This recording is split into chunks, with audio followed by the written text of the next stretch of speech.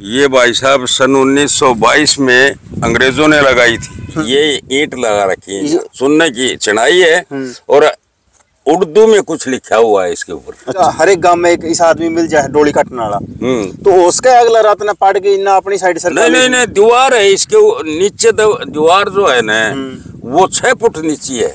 देखो, जब से सृष्टि रची गई तब से जमीन के ऊपर लठ ऐसे ही बाजते आए हैं और ऐसे ही बाजते रहेंगे। किसान भाइयों नमस्कार, मैं हूं आपका दोस्त सुनील मलिक और आप देख रहे हो अपना मनपसंद यूट्यूब चैनल एग्रीकल्चर एक्सपर्ट। किसान भाइयों, आज मैं यहाँ पे खेतों में खड़ा हूँ तो आपको लग रहा होगा कि यार पीछे कुछ है ही नहीं, दिखाएगा क्या।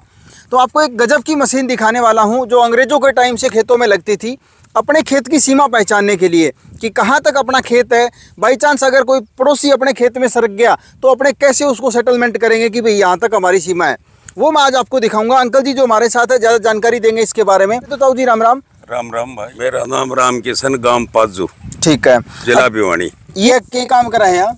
ये भाई साहब दीवार थी यहाँ सन 1922 के अंग्रेजों के टाइम की, ठीक है, और अब ये मशीन लगा दी तो ये सीमा है बडेड़ी की, दूसरा गांव लग गया, दूसरा गांव, और ये सीमा है डाना, अच्छा, और ये सीमा है पाजू। ठीक, तो तीन गांवों के बीच में लगा दिए। ठीक है, अब भूमि पिछाड़ होगी कि हमारी ये जमीन है ये डाने की है और ये पाजू की है, ठीक है। तो इससे मिणती होती है। मान लो किसी जमींदार के मन में कोई बहम आ गया, भाई यो अपनी साइड सरक रहा है, हाँ, मशीन सेट करी और ये बता देंगे भाई आपकी कहाँ तक सीमा है। बिल्कुल, ये बता देती है कि भैया इतनी सीमा तेरी है, ये इन है। ठीक है, तो ये कितनी कितनी दूर पर रोप रखे है इसी से? ये एक तो यहाँ है, एक शहड और नकीपुर बडेड़ी, ठीक है, जहाँ 3 गांव की सीमा है। 3 गांव की जहाँ सीमा लगती है उधर सब जगह पर ये है। ठीक है, तो इसको एक्यूरेसी मानते हैं सारे जमींदार, ये इस पे भी कोई डाउट होता है? नहीं, इस पर कोई डाउट नहीं होता है। ठीक है, इसने जो बता दिया वो सही ये फाइनल बता है? देगी वो सही है।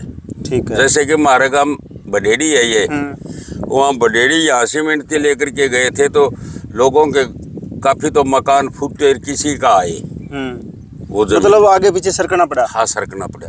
तो ये सरकार की तरफ से मान्यता फिट है इसकी। अगर ये मशीन से भी कोई संतुष्ट नहीं है तो इसके नीचे दीवार है। अच्छा, नीचे जमीन में? हाँ, 1922 की कोई दीवार बनाई है अंग्रेजों के टाइम की। एक बात ये आमतौर पे मानी जाती है कि जैसे जमीन की लड़ाई है वो चलती रहती है, कभी कोई कहता है मेरी साइड आप आ गए, कभी कहता है कि इसने मेरी जमीन दबा ली। तो अंग्रेजों के टाइम से ये इस तरीके की चीज़ लगा दी गई थी, उनको भी पता था कि किसी तरीके से संतुष्ट तो करना ही पड़ेगा, इसलिए शायद ये चीज़ों की जरूरत पड़ी।